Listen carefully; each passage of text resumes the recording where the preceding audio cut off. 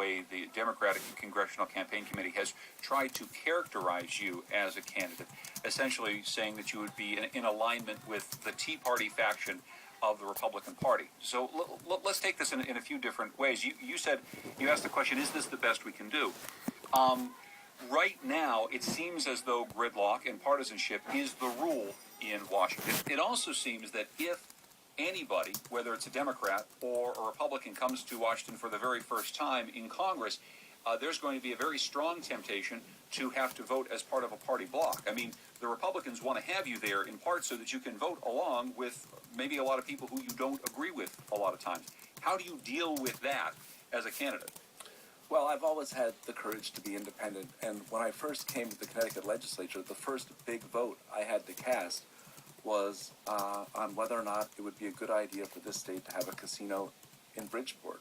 And then Governor Rowland was extremely intent on making this happen. And so he called me on the phone. My first big vote, the phone rang, it was the governor. He said, Andrew, I need your vote for a casino in Bridgeport. And I said, with all due respect, Governor, my heart's not there. I think that the social ills that come from a casino will far outweigh any benefits that might come to the state. He said, Andrew, I'll be watching. I said, I appreciate that, Governor. He says, this matters to me. I said, I understand, Governor, but I have to be true to myself and true to the people that I represent. So I'm not someone who's going to bow to the pressure of anyone. The only people whose opinions matter are the people I represent. So as long as my service is consistent with what the people of the 5th District expect from their congressman, that's who's I'm going to dance to their tune. I'm not going to dance to the tune of party leaders if I think that they're on the wrong track. I will be with my party when they're right, but I've never been afraid to buck my party when I disagree. And it's kind of curious because in the Republican primary in August, 3 days before the Republican primary, a super PAC from Washington, D.C. spent $200,000 buying TV ads. And my campaign manager tapped me on the shoulder and said, Andrew, this is on Thursday night before the Tuesday primary. He said, a super PAC called the Patriot Majority super PAC has just bought $200,000 worth of TV on Channel 3, Channel 8, Channel 30, and the like. And I said, what's the name of the super PAC? He said, it's the Patriot Majority PAC. And I said, oh no, I'm being attacked from the right. And then we investigated, and in fact, the super PAC was a Democratic super PAC trying to convince Republican primary voters not to vote for me. This was unusual because the ad that they run said, no self-respecting Republican would ever want to support Andrew Roraback because he was this tax-hiking, left-leaning, liberal individual that had no business carrying the Republican Party's flag into the election in November. Well, the voters in my district saw through what's a pretty cynical and manipulative ploy on the part of Democrats to keep me off the ballot, and I won the primary. And while that ad was still running, the morning after I won the primary, the Democratic Congressional Campaign Committee put out a statement saying Senator Roraback is a rabid, right-wing, reactionary individual that has no business serving in the United States Congress. And the truth of the matter, John, is I'm neither of those things. I'm someone that has a record of 18 years of being faithful to the core principles of my party, but never being afraid to reach across the aisle to get things done. I've been in the minority for 18 years. I've gotten a lot of things done, and I've done that because I believe that finding solutions is more important than securing partisan advantage. But it does perhaps point to a place in which you are a bit stuck between these two factions. When you came out very strongly and said that you were upset about this DCCC ad that came out, I asked your opponent Elizabeth Esty about it. She essentially agreed that you were not a Tea Party Republican. She also said she was not going to do anything to take that ad down. But then a prominent activist from the Tea Party was upset with you because you are trying to distance yourself from the Tea Party. Is there a problem perhaps with your candidacy of not being any place in particular? Do people know enough about who you are to vote for you on November 6th? I think so, and I am a Roraback Republican. That's the kind of Republican I am.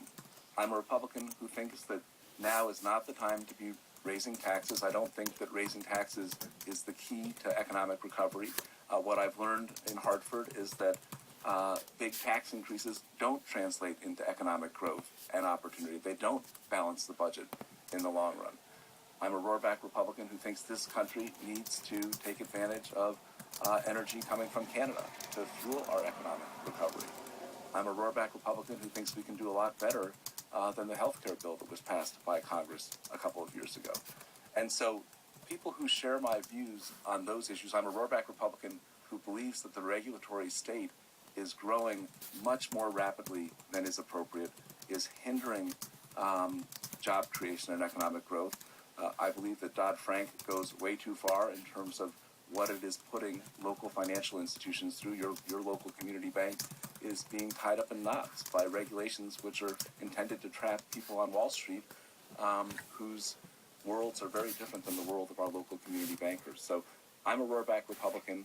I'm happy, and I think that I want support from Republicans, unaffiliated voters, and disaffected Democrats. I'm not going to wear any labels other than the label which is my own.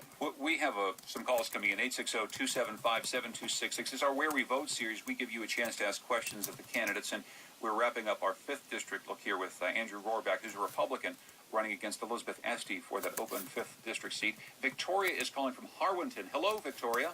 Yeah. You're on the radio. Go ahead. Yeah. Okay. Are you there? Yeah, I'm here. I'm just pulling over. Oh, you're just pulling over. We want you to be safe and secure while you're making your phone call and asking your question of the state senator, Andrew Roraback. So are you in a secure location, Victoria? Yep, I am. Oh, okay, go ahead.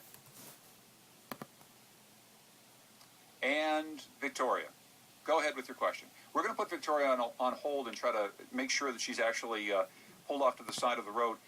You talked earlier about a regulatory state that goes too far. Give me another example. You mentioned Dodd-Frank. What exactly do you mean when you say there's a regulatory state that's gone too far? Well, the Heritage Foundation, John, recently released a study in which they conducted... It's a very conservative organization. It is, Yeah. but the study is based in fact, and there's nothing wrong with conservative organizations, centrist organizations, left-leaning organizations, as long as their conversations are rooted in fact. We should be paying attention to what they have to say. I think the Heritage Foundation is also a widely respected think tank. And they did an analysis of what they called super regulations. Now, you might ask, as I did, what's a super regulation? A super regulation is a regulation that costs the regulated community in excess of $100 million to comply with.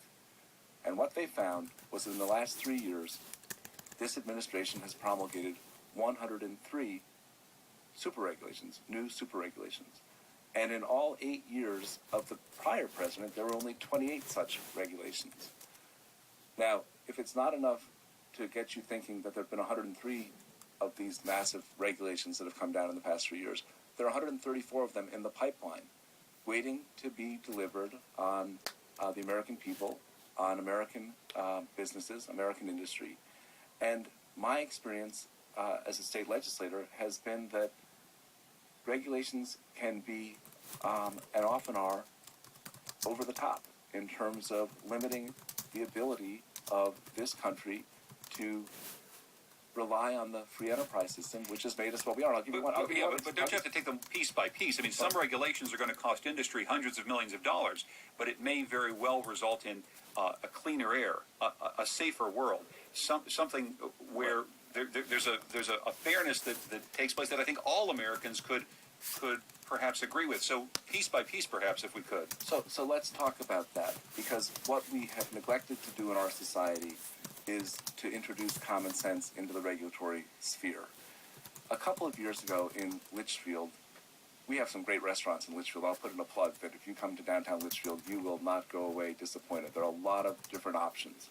We also have an unbelievable farmers market in Litchfield that people have worked really hard to make a top shelf organization. Yep. A couple of years ago, it came to my attention that the restaurants in Litchfield were prohibited by the State Department of Public Health from buying a tomato at the farmer's market and serving it at their restaurant. Now, food safety is something that all of us want, but I don't think any of us want our local restaurants to be prohibited from purchasing produce at a farmer's market. It was regulation taken much too far. So what did I do? I introduced a bill. I worked with representatives from the Department of Public Health. I worked with people locally, and we came up with a way that would ensure that it wouldn't be illegal for